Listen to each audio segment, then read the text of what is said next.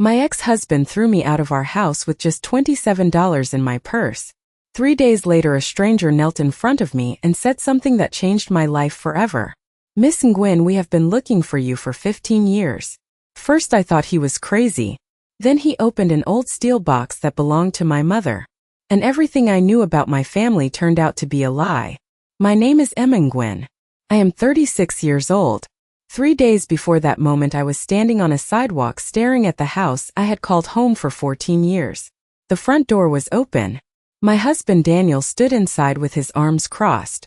Behind him was Vanessa, his assistant, his mistress, the woman who had smiled at me during company dinners, the woman who called me her inspiration, the woman who had secretly been sleeping with my husband for years. You need to leave now, Emma, Daniel said. His voice was cold, colder than I had ever heard. I looked around the living room, the paintings I picked, the furniture I paid for, the curtains I spent weeks choosing. Everything looked familiar, yet somehow it already felt like it belonged to someone else. Daniel, please, I whispered. We were married for 14 years. How can you do this? He laughed. Because it is my house. My name is on every document. The lawyers already explained that to you. The words hit me like a punch. He was right. Years ago, when his business was struggling, I trusted him completely. Every property, every investment, every account, everything was placed under his name. I never questioned it. I thought that was what loving wives did. I was wrong. Terribly wrong. Vanessa stepped beside him and wrapped an arm around his waist. You should stop making this harder than it needs to be, Emma. Her fake sympathy made me sick. I picked up my suitcase. One suitcase. That was all I had left after 14 years of marriage. As I walked away, Daniel called after me. Do not come back. There is nothing here for you anymore. I did not cry until I reached the end of the street. Then I completely fell apart. The next 2 nights were spent in a cheap motel near the highway. The room smelled like old cigarettes. The air conditioner barely worked. At night I could hear strangers arguing through the walls. I spent hours staring at the ceiling, wondering how my life had collapsed so quickly. 14 years gone. No home. No savings. No career. No family. My mother died when I was 19. My father disappeared before I was born. There was nobody left to call. On the 3rd night, I started searching through old boxes looking for anything valuable I could sell. Jewelry. Old electronics. Anything. That was when I found it. A small steel box covered in dust. I recognized it immediately. It belonged to my mother. I had not opened it in over 15 years. My hands trembled as I lifted the lid. Inside were old photographs, letters, a silver necklace, and a small brass key. Attached to the key was a faded note written in my mother's handwriting. For Emma, only when you have lost everything. I froze. Lost everything. Those exact words. My heart started pounding. I turned the note over. There was an address written on the back. I had never seen it before. The next morning, curiosity pushed me out of the motel. The address led me downtown, to one of the oldest private banks in the city. The building looked more like a museum than a bank. Massive marble columns stood at the entrance. I almost turned around. What could my mother possibly have left inside a place like this? She spent most of her life working as a school teacher. We were never rich. In fact, we often struggled to pay bills. I walked inside anyway. The brass key felt heavy in my pocket. A young employee greeted me. Can I help you? I showed her the key. Her smile disappeared instantly. One moment, please. She hurried away. Within seconds, 3 employees appeared. Then a manager. Then another manager. The entire atmosphere changed. People kept looking at me, whispering, staring. Miss Nguyen, one of them finally said. Would you please come with us? My stomach tightened. Did my mother owe money? Was there some kind of mistake? They escorted me through a private hallway, past several locked doors, into an elegant conference room. Nobody explained anything. Nobody answered my questions. 10 minutes later, an older man entered the room. Gray hair, expensive suit, serious expression. The moment he saw me, his eyes widened. Then something unbelievable happened. He slowly lowered himself onto one knee. Miss Nguyen, he said. Thank God. We finally found you. Every hair on my body stood up. What are you talking about? The old man looked emotional. For 15 years we searched for your location. Letters were returned. Phone numbers changed. Records disappeared. We thought we might never find you. Find me for what? He looked toward the steel box sitting on the table. Then back at me. Because your mother trusted us with a secret. A secret worth more than $63 million. The room spun around me. I thought I had heard him wrong. $63 million, that was impossible. My mother was a teacher. She drove an old car. She wore the same winter coat for 10 years. She struggled to buy groceries. The old man slowly opened a folder. Inside were photographs, contracts, business documents, and one picture that made my blood run cold. It showed my mother standing beside a man I had never seen before. The man had his arm around her shoulders. Both of them were smiling. Who is that? I asked. The old man took a deep breath. Then he said 7 words that shattered my entire world. That man is your real father, Emma. And he is still alive. That man is your real father, Emma. And he is still alive. For several seconds I could not breathe. The words echoed inside my head over and over. Your real father. Still alive. No. That was impossible. My mother told me my father died before I was born. She never spoke about him again. Whenever I asked questions she would smile sadly and change the subject. I looked down at the photograph. The man looked powerful. Confident. The kind of person who owned entire buildings instead of renting apartments. You are lying, I whispered. The old banker slowly shook his head. No, Emma. Everything we are about to show you has been verified many times. He slid another document across the table. I stared at the name. William Carter. The founder of Carter Technologies. My eyes widened. Everybody knew that name. William Carter was one of the wealthiest businessmen in the country. His company was worth billions. I looked back at the photograph, then at the document, then at the banker. You are telling me that billionaire William Carter is my father? Yes. The room felt smaller. The air felt heavier. None of it made sense. If that man was my father, then why did my mother work 2 jobs? Why did we struggle? Why did she cry when bills arrived? Why did she never ask him for help? The banker opened another file. Your mother met William Carter 27 years ago. At that time he was not wealthy. He was just a young entrepreneur trying to build a technology company. They fell deeply in love. For a brief moment I almost smiled. I had never heard my mother described as being in love. Then the banker continued. But William's family hated her. They considered her beneath them. They wanted him to marry into another wealthy family. Eventually they forced them apart. My chest tightened. What happened next? Your mother discovered she was pregnant. My hand started shaking. Did he know? The banker nodded slowly. Yes, William knew. In fact, he wanted to marry her. But shortly afterward he disappeared. Disappeared? What do you mean disappeared? The banker hesitated.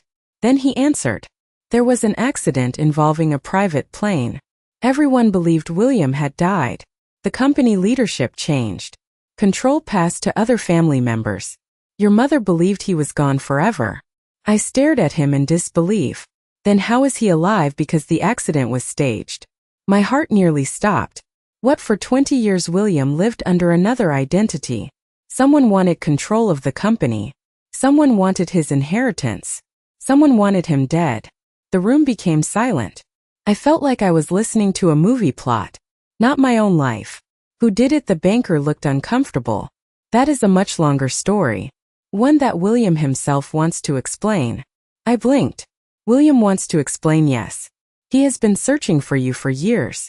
Suddenly anger exploded inside me. Searching for me now after 36 years. Where was he when my mother was struggling? Where was he when she got sick? Where was he when she died? The banker lowered his eyes. Emma, there are things you do not know. Things he could never tell you in letters. Things that put your mother in danger. I stood up so fast my chair almost fell. No, I do not want excuses. I do not want stories. My mother suffered while he became a billionaire. The banker remained calm. Then he pushed one final envelope toward me. Your mother left instructions. She specifically requested that you read this if you ever came here. My hands trembled. I recognized the handwriting immediately. It was hers. The envelope looked old. Very old. I carefully opened it. Inside was a single letter. Dear Emma, if you are reading this, then life has probably become difficult. I am sorry for that. But I also know something important. You are stronger than you realize. There is a truth I have hidden from you your entire life. Not because I wanted to hurt you, but because I wanted to protect you. Your father loved you before you were even born. Never believe otherwise. The tears started forming in my eyes. For many years I blamed him. I believed he abandoned us. I believed he chose money over family. I was wrong. There are powerful people who wanted him gone. People who would have harmed us if they knew where we were. He stayed away because it was the only way to keep us alive. If one day you have the chance to meet him, listen before you judge. Promise me that. Love always. Mom. By the time I finished reading the letter, tears were running down my face. The banker quietly handed me a tissue. I sat there staring at my mother's words. Everything I believed for 36 years had been built on a lie. Then another thought entered my mind. Terrible thought. Daniel. My ex-husband. The divorce. The private investigators he hired. The sudden rush to remove me from his life. I looked up sharply. Has anyone else asked about me? The banker's expression changed instantly. Actually, yes. 3 months ago. Someone began making inquiries about the trust.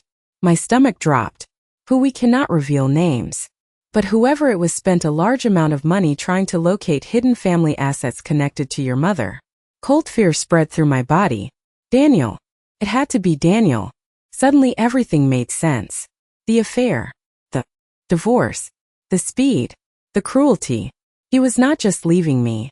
He was hunting something. Something he believed belonged to me. And if he had come this close already, then he was not going to stop now. At that exact moment my phone started ringing.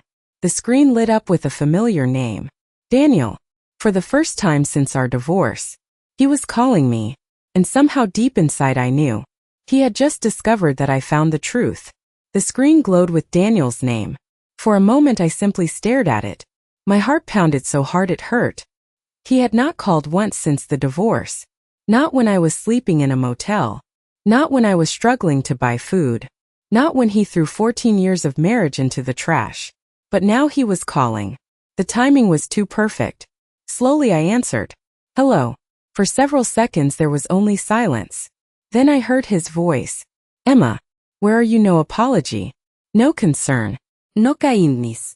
Just a question. I leaned back in my chair. Why? Another pause. Then he laughed nervously. I just want to talk. Talk about what? About us? There is no us anymore, Daniel. The warmth instantly disappeared from his voice. Listen carefully, Emma. You have no idea what you are involved in. A cold chill ran down my spine. What are you talking about? I know about the trust. My stomach dropped. The banker looked at me immediately. I pressed the phone tighter against my ear. What trust? Do not play games with me. You found it. I know you found it. The room suddenly felt very quiet. How do you know that? Daniel exhaled slowly. Because I have spent almost 4 years looking for it. 4 years. I closed my eyes. The affair. The lies. The divorce. Everything suddenly connected. You investigated my family. You searched through my mother's history. Daniel laughed. You make it sound terrible. It was business. Business. I repeated the word. 14 years together, and that was what he called it. Business. You used me. No, Emma. I invested in you. The arrogance in his voice made my blood boil. Then he continued. Do you really think it was coincidence that I married you? I froze. Every muscle in my body locked. What did you just say? Another silence. Then he answered. When I met you, I already knew who your mother was. My heart nearly stopped. No, that was impossible. My mother never talked about her past. Very few people even knew her connection to William Carter. Daniel continued speaking. My grandfather worked for Carter Technologies decades ago. He overheard stories, rumors about a missing daughter, a hidden inheritance. Most people thought it was nonsense. But I did not. I spent years researching. Years. My hands started shaking. You married me because of money, not entirely. First I liked you. Maybe even loved you. But over time things changed. His words hit harder than any slap. 14 years. Reduced to a business investment. You are sick. No, Emma. I am practical. And now you are sitting on tens of millions of dollars that should belong to both of us. I almost laughed. For the first time since answering the phone, I felt anger replacing fear. You threw me out with $27. Now you want half. Daniel's voice hardened. You owe me. I built your life. I gave you everything. I looked around the luxurious conference room. Then I remembered the motel. The stained carpet. The sleepless nights. The hunger. You gave me nothing. The line went silent.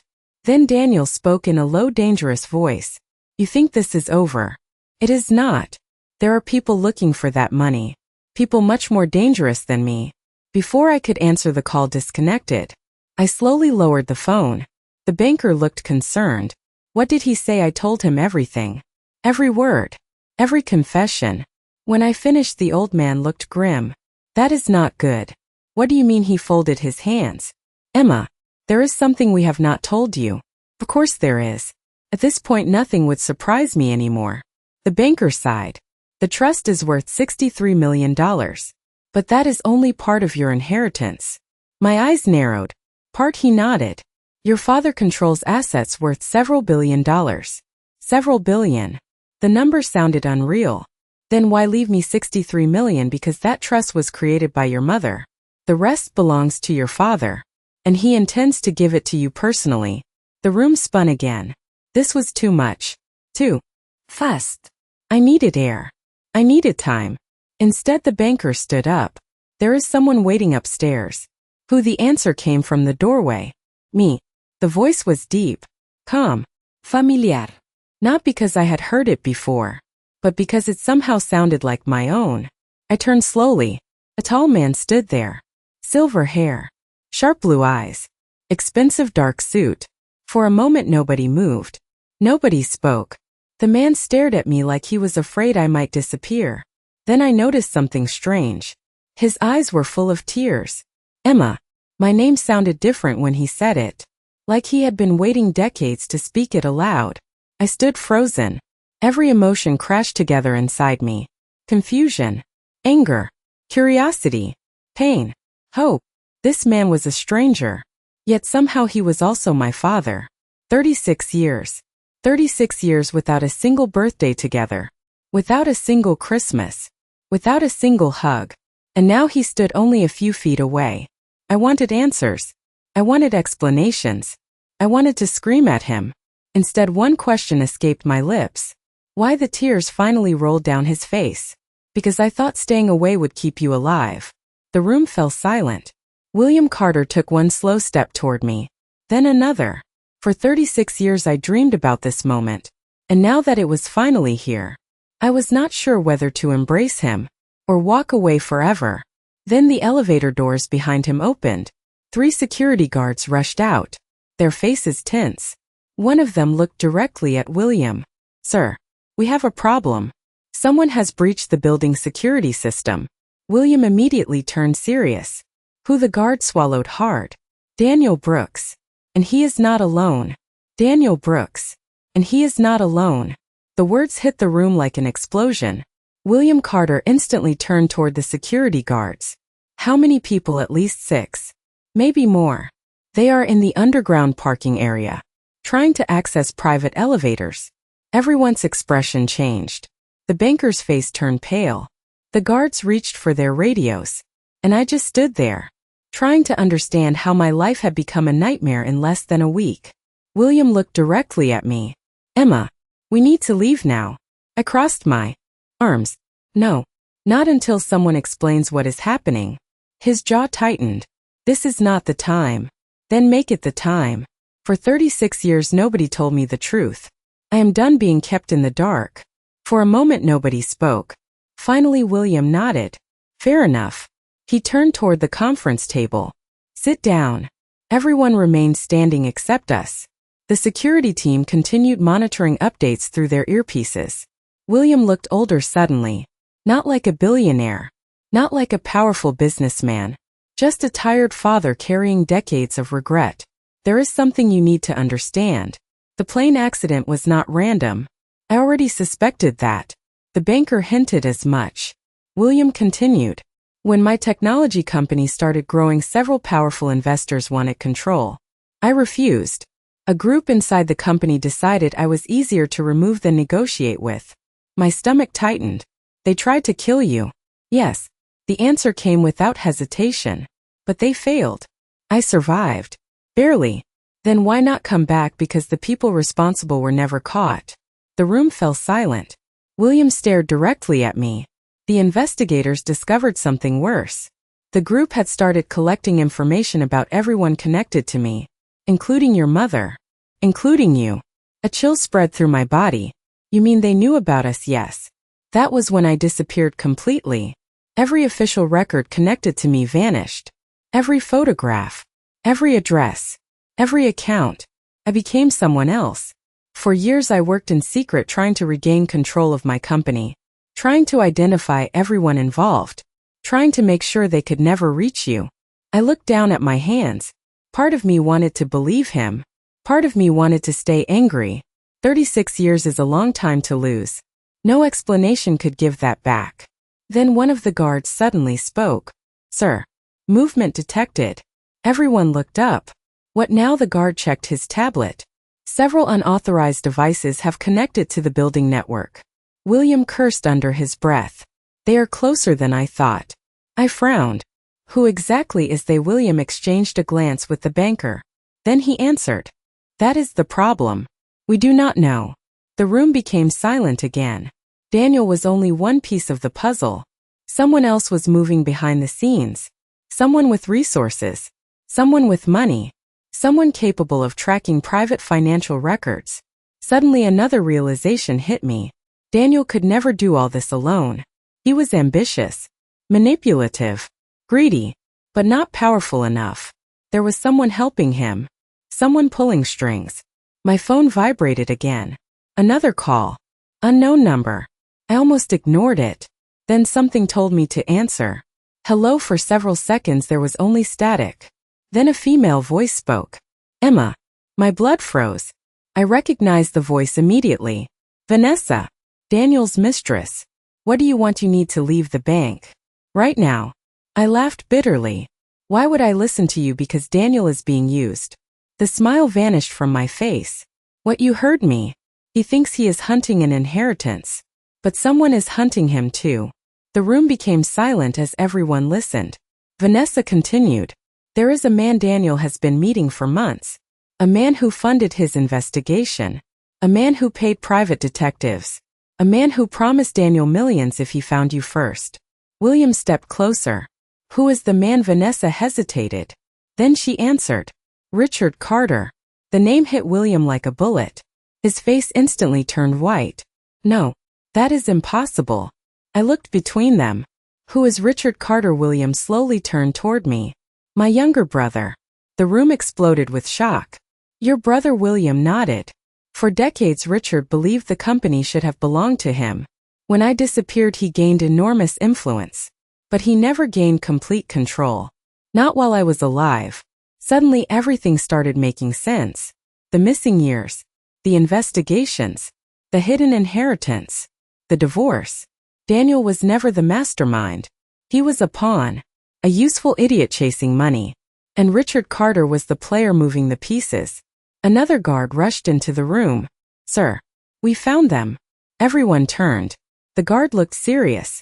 Daniel and 4 others just entered the building. My heart started pounding. They are here. William looked toward the emergency exit. We leave now. Before anyone could move, another voice echoed through the conference room speakers. Slow. Calm. Dangerous. Hello, brother. Every person froze. The voice continued. After 20 years you are still causing problems. William clenched his fists. Richard. A soft laugh filled the room. I have waited a very long time for this reunion. Then the voice shifted. Directly toward me. And Emma. Your mother would be disappointed to see what you have become. Anger exploded inside me. Do not talk about my mother. Another laugh. You sound exactly like her. Stubborn. Defiant. The speakers clicked off. Silence returned. Nobody moved. Nobody breathed. Because for the first time we all understood the truth. This was never about money. This was never about inheritance. This was a war that had been going on for decades. and somehow I had just become the center of it. If you are enjoying this story so far, make sure to like, subscribe, and share, because what happens next will reveal the real reason Richard Carter destroyed lives for more than 20 years, and the shocking secret my mother took to her grave.